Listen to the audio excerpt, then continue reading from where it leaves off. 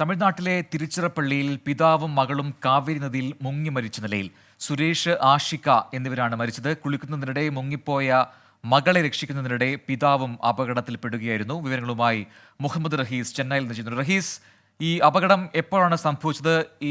ഏത് സ്വദേശികളാണ് ഈ മരിച്ചവർ? ഇന്ന് ഉച്ചയ്ക്ക് ശേഷമാണ് ഈ ദാരുണമായ സംഭവം ഉണ്ടായത്. തിരുച്ചിറപ്പള്ളിയിലെ തിരുവരുമ്പൂരിലാണ് അപകടമുണ്ടാകുന്നത്.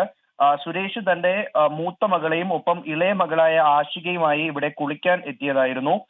കുളിക്കുന്നതിനിടയിൽ ഈ ആഷിക മുങ്ങിപ്പോകുന്നത് കണ്ട് സുരേഷ് ആഷികയെ രക്ഷപ്പെടുത്താൻ വേണ്ടി ഇറങ്ങിയതാണ്. അപ്പോഴാണ് ഈ അപകടം ഉണ്ടാകുന്നത്. അതിനുശേഷം ഈ മൂത്ത കുട്ടിയും മുങ്ങിപ്പോയെങ്കിലും ഈ സമീപത്തുണ്ടായിരുന്നവർ ഈ കുട്ടിയെ രക്ഷപ്പെടുത്തുകയായിരുന്നു. ഈ നദിയിൽ വെച്ച് തന്നെ സുരേഷും ആഷികയും ഈ സംഭവ സ്ഥലത്ത് വെച്ച് തന്നെ മരിച്ചിരുന്നു.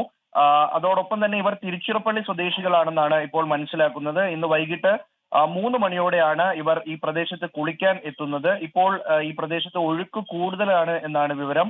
അപ്പോൾ അത്തരത്തിലാണ് ഈ ദാരുണമായ ഒരു അപകടം ഉണ്ടായത്. പ്രജിത്ത്. ശരി, മുഹമ്മദ് റഹീസാണ് ചെന്നൈയിൽ നിന്നും വാർത്തയുടെ വിവരങ്ങൾ പങ്കുവച്ചത്.